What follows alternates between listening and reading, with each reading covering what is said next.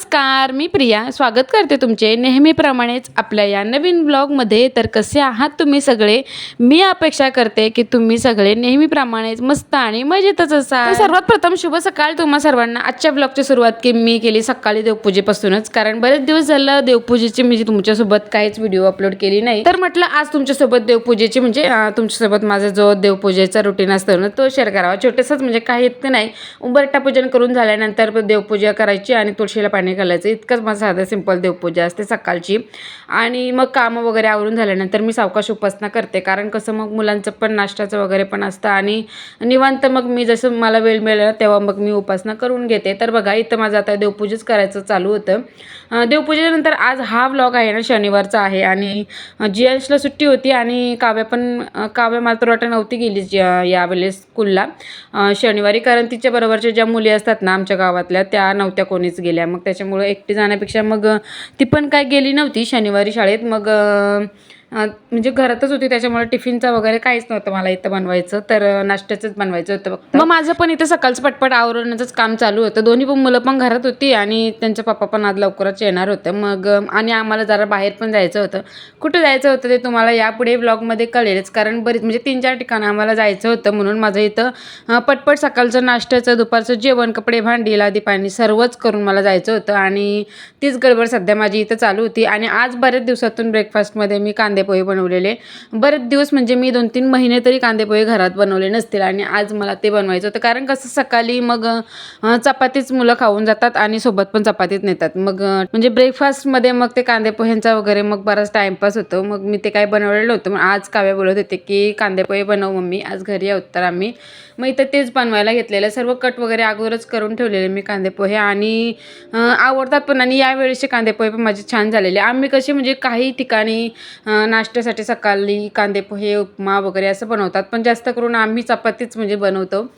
कांदे पोहे इतके काही बनवत नाहीत पण तर म्हटलं आज बनवू आणि म्हणजे बऱ्याच दिवसातून बनवलेले आणि झालेले पण मस्त. तर बघा इथं सर्व कट वगैरे मी अगोदरच करून ठेवलेलं. कांदा, टोमॅटो, मिरची, कोथिंबीर आणि शेंगदाणे पण मी अगोदरच फ्राय करून घेतलेले. आणि एकीकडे मी पोहे पण भिजत ठेवले, म्हणजे धुवून जी पुरणाची चाळणी असते ना त्याचे तर धुतलेले, जेणेकरून मग त्याच्यातील जो पाणी असेल ना तो आपाप खाली निघून जाईल आणि इतके का म्हणजे असे जास्त पण पोहे फुगत नाही. मी तेल गरम म्हणजे झाल्यानंतर जे कांदे, टोमॅटो सर्व टाकलं ना तेव्हाच मी एकीकडे पोहे धुवून ठेवलेले.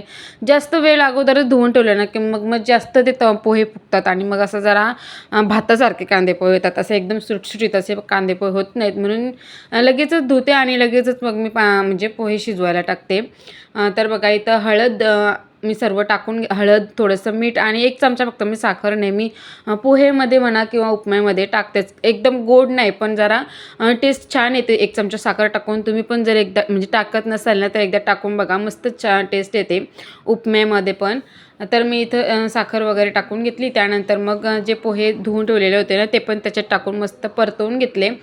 जास्त पण नव्हते बनवले, मी फक्त 2 मुलं आणि काव्याचे पप्पा आणि मी, आम्ही चौघांसाठीच बनवले. कारण बाबा म्हणजे सासू सासरे ते पण शेतावर गेलेले, त्याही पण चहासोबत बिस्किट वगैरे खाऊन घेतलेले आणि गेलेले. मग मी जेव्हा जायच्या वेळेला 11-11:30च्या वेळेला मग ते आलेली घरी. म्हणजे मला पण जायचं होतं, मी सांगून ठेवलेलं नाही की मला बाहेर जायचं आहे म्हणून, मग तुम्ही 11-11:30 वाजेपर्यंत या. तर मग ती लवकरच गेलेली, जास्त ऊन व्हायचे पण आधी. वालाच्या शेंगा आता आमच्या निघतात ना, ज्या सुकलेल्या वालाच्या शेंगा त्या काढण्यासाठी, तर त्यासाठी शेतावर गेलेली. तुम्ही जायच्या आधी आम्ही येऊ असं सांगून. तर इथं मग आमच्यासाठीच बनवायचं होतं आणि त्यांच्यासाठी जेवण वगैरे पण मी बनवून गेलेली घरी. म्हणजे कसं त्यांना पण मग आल्यानंतर वगैरे बनवण्याच्या भानगडीत त्यांना पण पडायला नको, म्हणून मग मी माझं इथं आवरून घेतलेलं. आणि ते बघा पोहे वगैरे पण माझा बनवून झालेले. आणि काव्या मात्र वाटतं यावेळेला अंघोळीला गेलेली आणि जियांश नुकताच उठलेला, कारण मग त्याला पण मी काही जास्त लवकर उठवलं नव्हतं, त्याची स्कूल पण नव्हती त्याच्यामुळं. आणि आपले पोहे पण इथं परतून झालेले आणि इतक्यात अजून काय काव्याचे पप्पा आले नव्हते. मग आम्ही तिघांनी खाऊन घेतलेले आणि त्यानंतर मग ते आल्यानंतर त्यांना पण दिलेलं. आणि इकडे बघा मस्तच लागत होते आजचे यावेळेसचे कांदे पोहे. आणि त्याच्यावर मी अशी बारीक शेव पण टाकून मस्त असं कलरफुल पण दिसत होतं आणि टेस्ट पण छान मस्तच लागत होती. कधी कधी ओळा खोबरा, कधी कधी बारीक शेव अशी कांदे पोह्यावर टाकून खाल्ली नाही की मस्त छान टेस्ट येते. इथे बघा काव्या आंघोळी करून आलेली आणि तिचा हेअर वॉश तिने आज केलेला आणि जियांश पण बसलेला खायला बघा. आणि मस्त आम्ही तिघांनी दोघांनी निवांत असं बसून नाश्ता केला आणि त्यानंतर मग तयार होऊन याच्यामधलं काय मी शूट केलंच नाही, कारण जरा गडबडच होती ना. मग बघा डायरेक्ट तयार होऊन मग त्यानंतरच मी शूट करायला घेतलेलं. म्हणजे कसं कधी कधी कुठं जायचं असेल ना तर डायरेक्ट मग घरातून निघताना थोडा तरी शूट केला ना की बरं वाटतं. म्हणजे कसा डायरेक्ट बाहेर गेल्यानंतर म्हणजे ते बरं नाही वाटतं शूट घेतलेलं, म्हणून घरातून निघताना म्हटलं थोडीशी तरी एक छोटीशी क्लिप शूट करावा. तर बघा दोन्ही मुलं माझ्या पुढे गेलेली आणि मी होती आणि काव्याचे पप्पा पुढे गाडी घेऊन थांबलेलं. तर मग आम्ही गेलेलो आणि इकडे बघा बहिणीच्या जावेच्या मुलाला बघायला जायचं होतं आम्हाला. कुठे जायचं होतं बघा, बहिणीच्या जावेच्या मुलीला बघायला जायचं होतं आणि दुसऱ्या बहिणीकडे पण जायचं होतं आणि एक आत्या आजारी होती माझी, तर तिला पण बघायला जायचं होतं. अशी 3-4 ठिकाणी आम्हाला जायचं होतं आणि त्या बहिणीच्या मुलासाठी इथं आमचं पहिल्यांदा कपडे घेण्याचं काम चालू होतं बघा. आता त्याला बरेच 4-5 महिने झाले आणि आमचं काही जाणं होतच नव्हतं त्याला बघायला आणि त्यासाठी जिथं कपडे घेत होतं बघा आम्ही. एकदम म्हणजे मस्त वाटत होते, एकदम छोट्या मुलांचे कपडे वेगवेगळ्या प्रकारचे. तर इथे हे 2 ड्रेस घेतलेले आणि माझ्यासोबत माझी दुसरी बहीण पण होती आणि आमच्या दोघींच्यासाठी बघा, आमच्या दोघींच्यासाठी मी हे त्या मुलाला कपडे घेतलेले आणि आलेलो. पण याच्या अगोदर आम्ही दुसऱ्या 2 ठिकाणी जाऊन आलेलो, पण तिथं काही शूट केले नाही मी. आत्याच्या घरी आणि एक दुसऱ्या आत्याच्या घरी, असे 2 ठिकाणी आम्ही जाऊन आलेलो, पण त्यावेळेला काही शूट घेतलं नव्हतं. इथं मग लास्टला आम्ही आलेलो ना, माझी ही ग्रीनवाली साडी आहे ना, ती पण माझी छोटी बहीण आहे, तर तिच्या घरी आलेलो ना, तर तिथं थोडंसं शूट घेतलं. ती पण फक्त 1 मिनिटाची तरी असेल, 1 मिनिटाचीच फक्त ही व्हिडिओ असेल. आणि ते बघा माझी बहीण, मी, माझे मिस्टर आणि ह्या बहिणीचे मिस्टर आणि त्यांची आई, अशी इतके जण होतो. तिथं पण काव्याने इतके काही शूट घेतली नाही, कारण कसं दुसऱ्या ठिकाणी गेल्यावर जरा बरोबर नाही वाटत शूट घ्यायला. तरी पण छोटीशी काव्याला बोललो घे, कारण मग म्हणजे गेले ते पण तुम्हाला माहिती व्हायला पाहिजे ना. त्यानंतर आल्यानंतर मग इथं माझ्या संध्याकाळची जेवणाची तयारी चालू होती.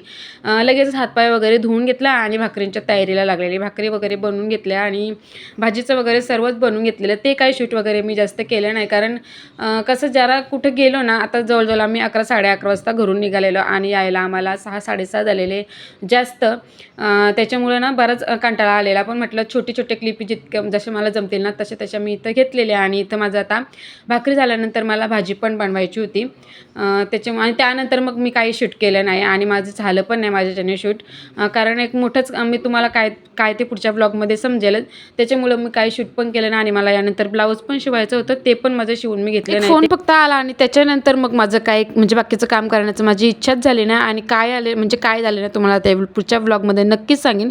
चला तर मग मी हा व्हिडिओ इथे सेंड करते. भेटू नेक्स्ट व्हिडिओमध्ये. तोपर्यंत काळजी घ्या, मस्त राहा आणि बाय बाय.